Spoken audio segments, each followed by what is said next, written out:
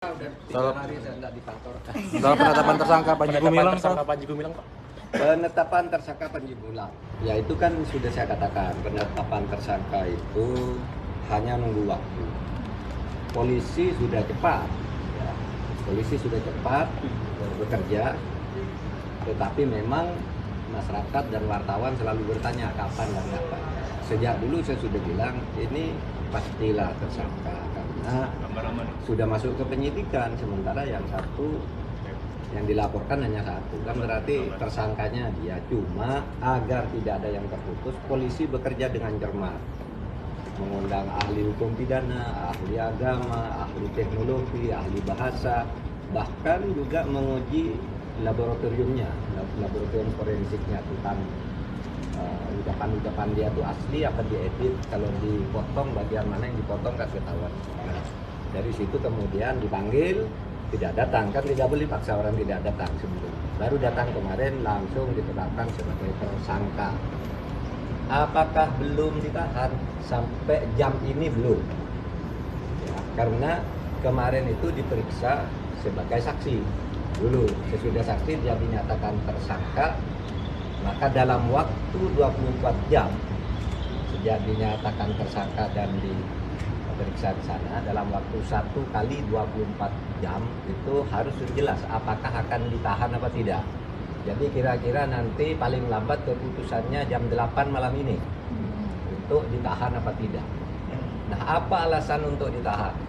Pertama, prasyarat utamanya itu kalau ancaman hukum pidananya minimal 5 tahun.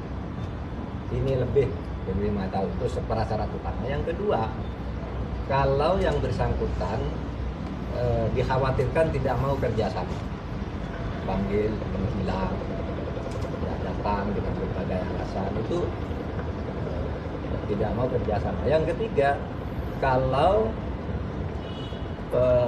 penyidik khawatir yang bersangkutan kalau pulang menghilangkan barang bukti dan mengubah keadaan TKP, ya, tempat kejadian perkara, itu bisa ditahan. Lalu dikhawatirkan mengulangi perbuatannya. Kalau dikhawatirkan mengulangi lagi, kalau perbuatan sifatnya berkelanjutan, ya, itu bisa juga ditahan. Nah, apakah akan ditahan nanti ditunggu saja. Tunggu saja. Menurut saya syarat-syarat tentang itu saudara bisa baca sendiri, ya, apakah perlu ditahan atau tidak. Yang penting pemerintah akan kerja cepat. Nah, dalam pada itu sambil menunggu keputusan Polri untuk menahan yang bersangkutan atau tidak, kami sudah mengantisipasi untuk menjaga manajemen atau penyelenggaraan Pondok Pesantren Al Zaitun. Karena Pondok Pesantren Al Zaitun itu sebagai sebuah lembaga pendidikan pesantren itu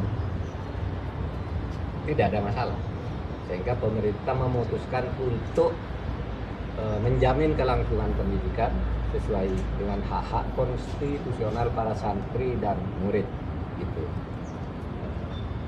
Sehingga kita juga sudah mengantisipasi, mungkin dalam waktu 1 hari ini saya akan segera mengadakan rapat dengan Menko PMK, dengan Mena, dengan Mendagri, dengan Menkumham, dan dengan Gubernur Jawa Barat, akan koordinasi untuk penanganannya agar pendidikan berjalan sebagaimana mestinya.